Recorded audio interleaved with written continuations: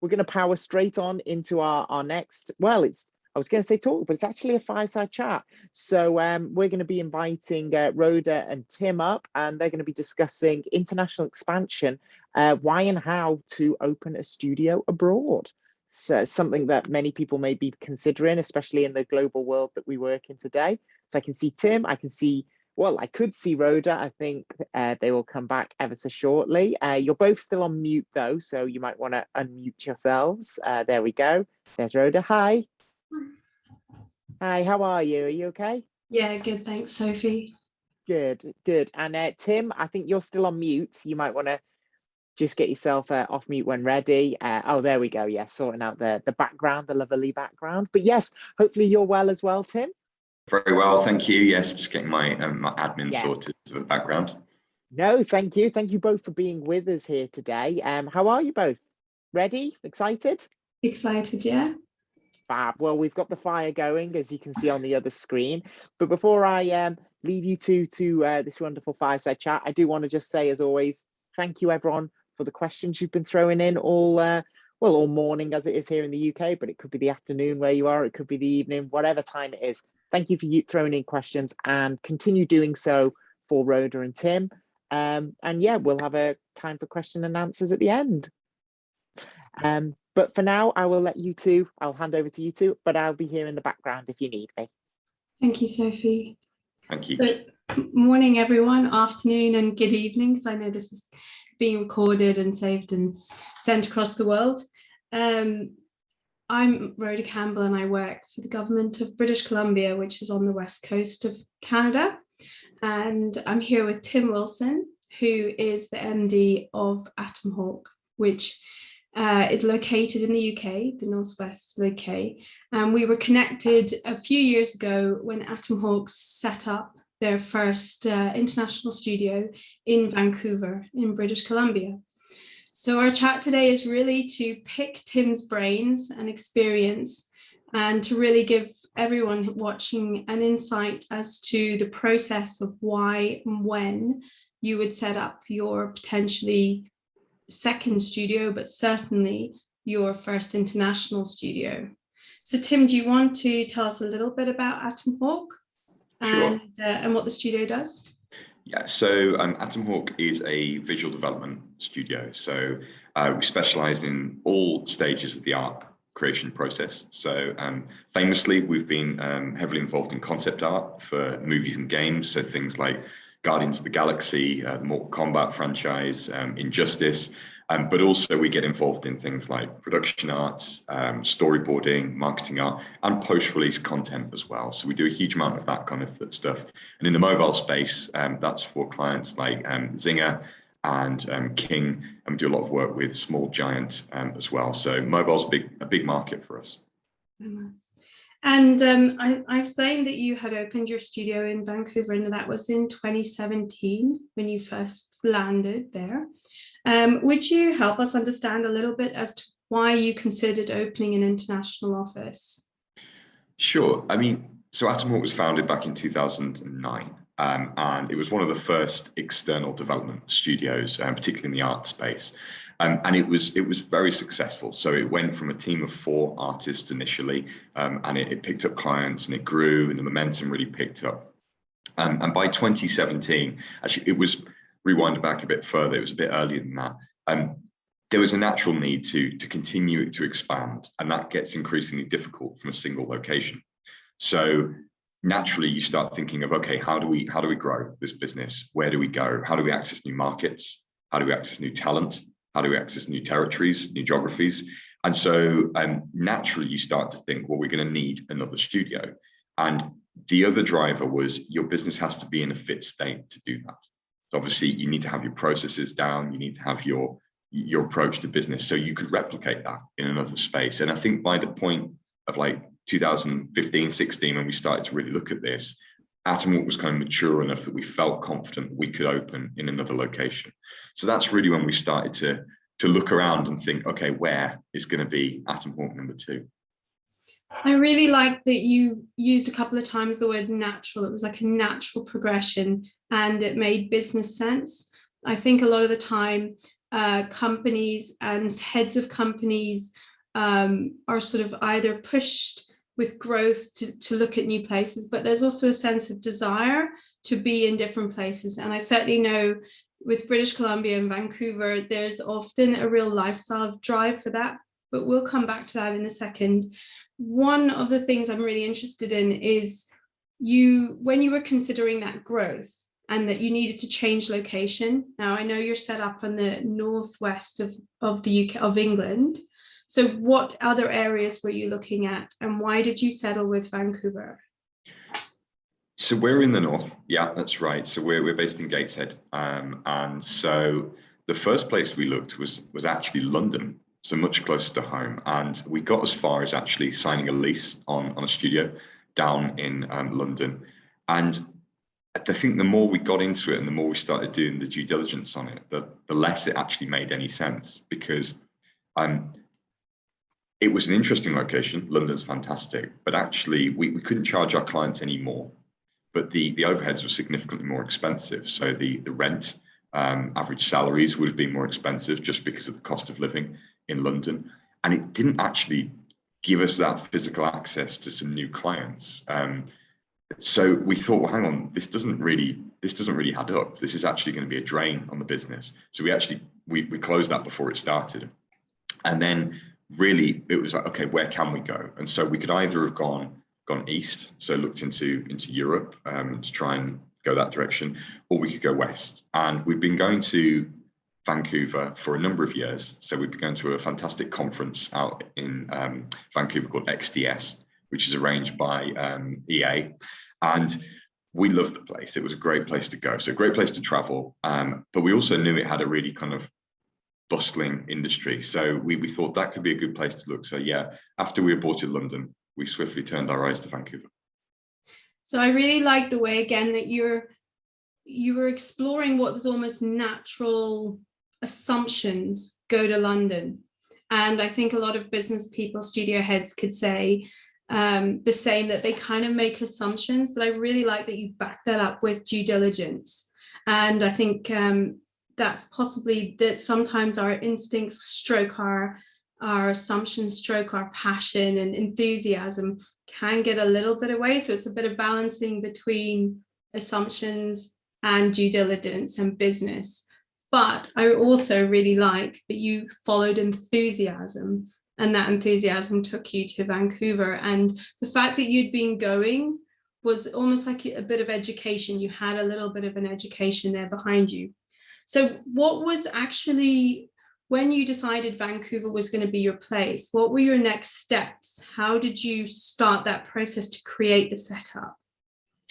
So we'd got to a position where we were quite confident that we could almost put this business in a box. So a lot of that was down to, I suppose the challenge is going to be, if you're going to open a business somewhere else in the world and you're not necessarily going to be the one that's going to be physically there to do it, because we had no intention of relocating any of our senior management. We wanted this to be hiring a local team in territory, giving them that kind of franchise roadmap almost and the tools, and saying, okay, this is how you do Atomhawk in a sort of thousands of miles away. So that was the first thing we really had to do, was we had to get our processes down. We had to codify everything and basically make sure we could almost franchise this system. So we put in a huge amount of effort into getting that done. And I would say that's a great process for any business to do anyway. It gets your business into much stronger shape, much more resilient. And it does mean that it gives you that kind of strong platform for growth. So that was job one. And that happened before we even remotely got on the plane. The next was to really start to identify some local talent in market. So people to head up the studio and your first employees. So you need to get some trusted heads for that. And some of that came from referrals. And the next thing we did was we started to tap the network. So really that was reaching out to the likes of the BC government, sort of the creative organizations in and around Vancouver, and just asking for help and advice as to how could we get this started and what do we need to know to be able to put down roots. Okay, well, it's interesting that you've really, when you were looking at setting up your first international studio, the main driver for that was growth. And then when you were looking to actually do that growth, the main process was, how do you make it scalable? What you are, how do you, like you said, put it in a box so that you can scale it? I think that just sounds like very sound business. And then I really like as well that then the process of doing it, after doing all that sort of almost operational technical stuff, was very about people. And that the next step was really, like you said, the network, you're connecting with people, and people are going to make it possible. So that's, I really appreciate that, sort of the two sides of that. What do you think was your main challenges then for actually doing the physical and internationally? Because Vancouver is 8 hours behind you in the UK. It's a 8-9 hour flight. So what aspects, challenges, and how did you overcome them? It is an 8 hour flight. Yes, it's very true. I miss it a lot. I miss not going out to Vancouver because of lockdown. So there were a lot of flights involved. That's one thing I would say is myself and Ron, who was the CEO at the time, like we would fly out and we would get hands on, because that is really important. I think some of the challenges we faced was, I always say, you don't know what you don't know. So we just made some assumptions that there would be certain things that would happen the way they happen in the UK, and they would just happen the same in Canada, but they didn't, and that caused us some interesting challenges. And so I think one thing I would always recommend is definitely get some in-market advice, get some trusted heads. So whether that's things like HR, IT, legal, just general sort of financial and sort of any provincial stuff that you need to know, because every territory and every province does things slightly differently. It's just really important you know the rules of the game. And I think they were probably the main learnings that we found. I think the business side of it was surprisingly straightforward. We found clients, we found staff really quickly. It was the little quirks, little differences and nuances that caught us out. So you've mentioned that you found staff and you found clients really easily. Could you go into a little bit more detail about your actual experience in Vancouver? And if you could also summarize that a little bit for the viewer, people that are listening in, so that they can really understand what is important for your success, because you guys have been extremely successful in BC. You've grown your team tremendously in the last few years. And I think you're a real beacon of success for international growth and FDI, foreign direct investment. So could you go into a little bit like why BC and Vancouver worked for you, and how that could be really something that other companies should consider when choosing a location? Yeah, so ironically, we'd already got a huge market in North America.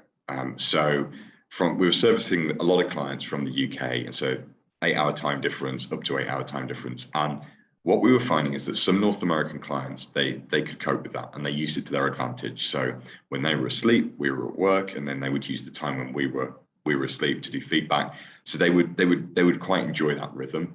But what we were finding is there were certain North American based clients who they couldn't get over the time zone. The time zone was a problem for them. So actually we thought, okay, the only way we can fix that is to be in the same time zone as them. And so what we found is we've now picked up clients that would be hesitant to work with us because of the time difference. Now they're very open to it. And also some clients who actually like to get face-to-face, and they like you literally to be there because you can come out on site. So one of the biggest clients we've picked up out there is EA.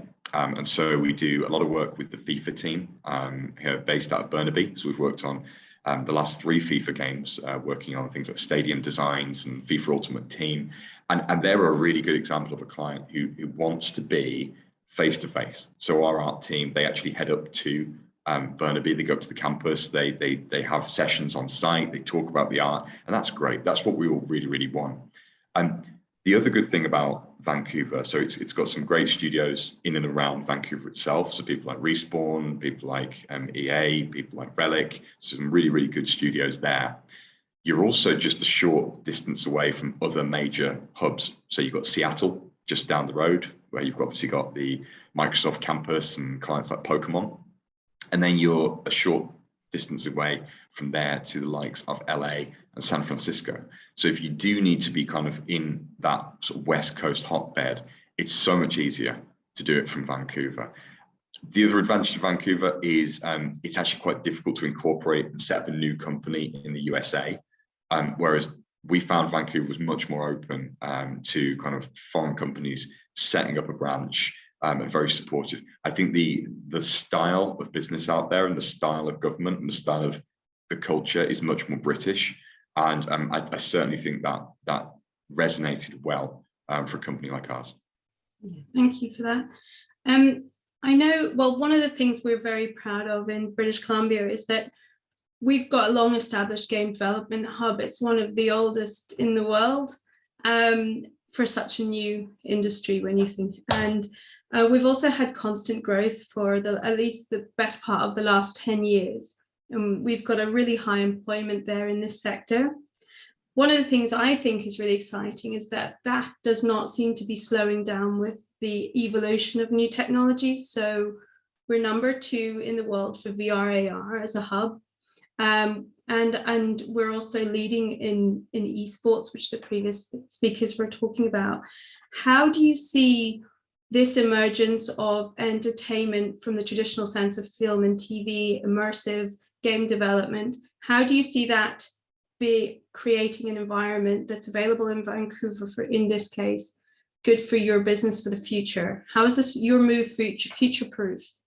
Yeah, I mean, it's a fascinating time to be in the industry, and I think there's certainly a lot of convergence of technologies. So one of the things that was attractive about Vancouver is that it's, as well as having a great game scene, it's got a huge pedigree as a movie hub as well, both for filming on site in and around Vancouver. They're always closing the streets to film Deadpool and things like that. But it's also got a lot of VFX. So a lot of VFX houses are based out there. What we found is there's been this real convergence from the VFX movie industry into games. So as art becomes increasingly more technical, and things like Unreal Engine are being used for movie productions, but they're also being used obviously for games productions. What you're seeing is that convergence means that the talent in that part of the world is much more fluid, so they can move quite easily now from the movie sector to the game sector to the kind of the commercial sector, and that's really exciting because it means that it just unlocks more talent, and more talent is always a good thing for us to have access to. So we've certainly found there's been a lot of fantastic people that we've been able to attract to the studio, both from traditional games backgrounds, but also from sort of slightly outside. So we've recently hired, for example, an art manager who used to be at Rainmaker. They were at Vancouver Film School. They worked at Atomic Cartoons, so in the animation industry as well. But they've also worked at LucasArts. So you're seeing these really amazing people who've got different backgrounds, and they bring a huge amount to the table. So I think it's a really exciting place to be hiring talent. I'm delighted you find that to be true. And one thing I certainly find that feeding that machine of talent and almost like an exciting building on the blocks, the foundations that have been there for decades. One of the things is that there is a big population of immigrants that bring a lot of diversity into the creative industries for us. And also we have quite an inclusive immigration policy that welcomes people that are going to support this growth in this industry. Have you found that to be true as an employer, and you're looking at world talent, but focusing in physical spaces like Vancouver? Have you found that to be true? It's really important. I mean, diversity is something which we celebrate and embrace. It's one of our core values that we kind of, our commitment to that. And actually our international workforce is like so proudly diverse. I mean, even in Gateshead, we've got people from every continent on earth working in Gateshead, and we love to bring these people together. Vancouver's got exactly the same ethos. So it's got this amazing mix of people and different backgrounds. And so we've hired people, again, they're based in Vancouver. Some of them are local, born and bred in BC. Some of them have sort of been immigrating from different places.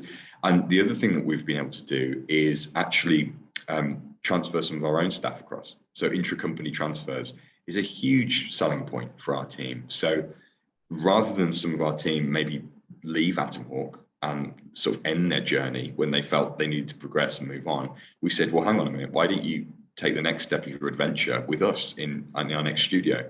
So we've had 3 staff who have moved across successfully, and a couple are going for permanent residency, because it's been a really nice place for them to settle, and the quality of life out there is outstanding. So it's certainly a welcoming culture. I think it's always good to get good advice on things like immigration from legal teams, and obviously the local government, because they can help you navigate the sort of the tricky challenges. But it's a very welcoming city. Yeah, so I'd like to just sort of finish off our chat, because I think we're looking at some questions soon, with some of the support that our team offer. So companies like Atomhawk that are interested in assessing a location, then usually there are some government agencies in different parts of the world that will help you assess and get the information as to why that location is actually what would be good for you. So you're not just making assumptions. That is a service that we do at BC Trade and Invest. And then when you're ready to actually make the move and it makes business sense for you to do so, our job, and particularly as individuals, I've been working with Tim for a few years now, and before that my colleague Letitia was working with Atomhawk. So we would go on the journey with you to say, look, you need to know this, you need to look at this, you need to consider this. Oh, you want to know about immigration? Okay, let me signpost you to this people. And also, if there's any incentive programs that is available, you can always ask that jurisdiction, look, what are the incentive programs? And it might not be grants in money, but it might be support with employing students. Like, we have a big education sector that feeds into the game and film and TV animation and immersive technology. It feeds into it. So we like to link employers like Atomhawk to our students, and we encourage that through our incentive programs. But companies might not know that's available, and that directly affects their costs, their baselines, as well as tax incentives that most governments offer in these sectors. So for any studios that are interested in growing internationally, you can always reach out to the local economic development agency for that area. In this case, it's me for British Columbia. Feel free to reach out to me. And like I said, our job is to help you assess that the region is right for your international growth, and then help you through the process until you establish.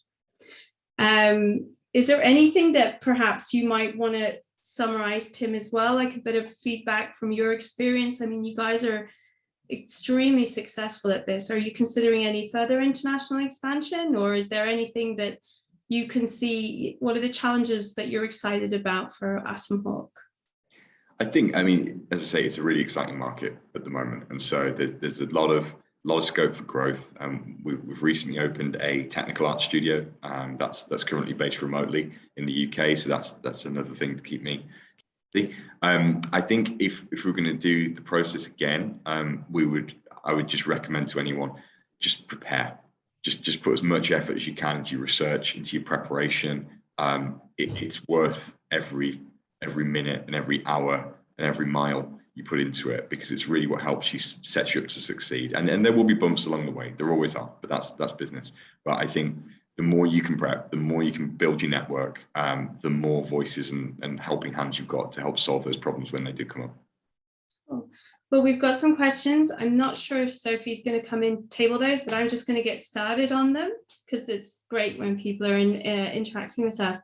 So one question here is, if your studio abroad is doing great and the one back home is crumbling a little bit, do you make the executive decision to move abroad completely, or do you fix the problems at home? I'm hoping you've never had this experience, but definitely you might have known some. We have it. I mean, I'd be concerned if my studio at home was falling apart. And I think the dangerous thing there is if you just abandon ship, that maybe doesn't give the right message. So I think the important thing is that you should be trying to give each of your studios equal love, and trying to identify what's the problem. Now, there could be a fundamental problem that is causing that studio to fail. And in that instance, if it is a problem that you can't fix because there's maybe like macroeconomic issues, like salaries are just too high, or like there's a complete brain drain, there's no talent, then yeah, maybe you do need to make that call and say, you know what, we are going to relocate permanently. Yeah, so if it's external forces that are out of your control. But the other thing is, I think that you can sometimes take your eye off the ball, and I think it's quite easy to sort of put all of your focus into the new shiny thing, the new studio that you're setting up overseas. Which means if you've then taken your attention off the studio at home, that's also a problem. So it's always about making sure you've got good leadership teams in place, you've got good reporting structures, and you're just keeping those plates spinning would be the main recommendation. So that actually answers another question that was about setting up a new shop and managing and dividing the managing of the studios. So I think you mentioned that early on, that it's really about packaging that and really doing your processes before you even begin on that journey. I think there's that, absolutely. You need to try and figure out what is the recipe for what makes your team special, and some of that is process and policies. Some of it will be cultural. So you need to figure out like, what is our culture and how can we replicate that? So things like getting your values, your brand, like trying to really lock down what that is. But then also you don't want to strangle the new studio by forcing them to be an identical replica of what you've got in Studio One. So you've got to give them a bit of space to breathe and set up their own culture as well. I think with leadership as well, if you're going to emigrate and you're going to leave and you're going to go across, that's one way of doing the leadership. Then you need to figure out who's going to run the studio back home. That could be a promotion maybe. But if you're not going to go, that's where you need to really hire someone who is going to be lockstep in line with you. And so they understand what the business is, what the objectives are going to be. And so finding your kind of core leadership team in your new studio is essential. In my experience with guiding and being alongside other studios in your space, I would say that was always the quite a timely thing.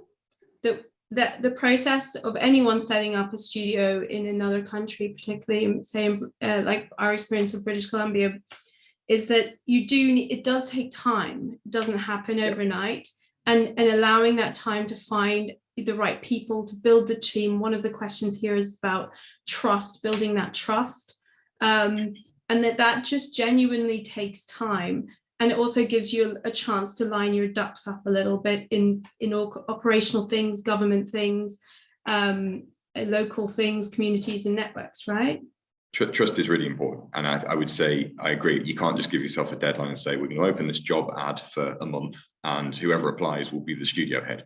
It doesn't work like that, because you need to find the right person. I think I'd always recommend if you know someone, that's probably the best way to do it. So if there's a person that you've worked with, maybe as a client, maybe as a colleague, maybe they're in your business already and they want to take that next step, that's usually the way most people go. I mean, our first creative director we appointed was a former client of ours in Vancouver. And so we already had that basis. We already had that understanding of like having collaborated before.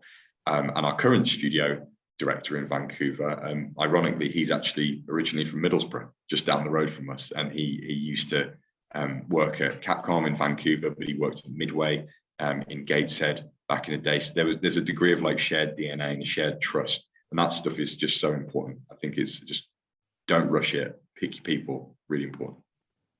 So there's a couple of questions from me, actually. Someone's asked what size or type of companies are BC interested in? So I wouldn't say that BC doesn't discriminate against any size.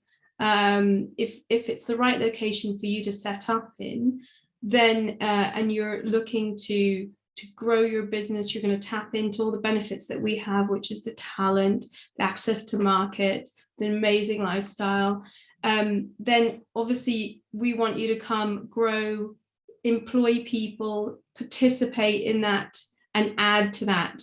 And you know, that's important. You would be an investor, you'd be investing into that region. There are other regions in Canada, you know, that are, I would say that Canada is a very open for business country. And so, you know, we do support inward investors, and there's a number of incentives, and each of the provinces have different offers. So if you're looking at any province in Canada, look at what their individual governments, provincial governments offer as support. Now, BC, we don't offer financial support to come and land in BC what we offer, because it should make business sense, as Tim said. You know, it should make business sense, and we think the benefits are there for you anyway. So our job is to just make that process smoother, to make your learning curve shorter and a little bit less stressful by having a real person to talk to. Let's see if there's any more questions. Actually, I think we're near enough at time, unfortunately. Okay. I think we did all the questions. So. Oh, great. Oh, fantastic. Well, that's even better then. No, thank you so much, Tim, for all your insights, and Rhoda for leading it, but also offering insights as well. No, thank you so much to both of you. Thank you very much. Yeah, thanks. Oh, no, thank you. And thank you for getting through all the questions as well. That's brilliant. Thank you. And no, thank you to both Rhoda and Tim for a really fascinating talk. And obviously, British Columbia are one of our sponsors over here, as you can see. So a massive thank you to them for helping to make the show happen in general.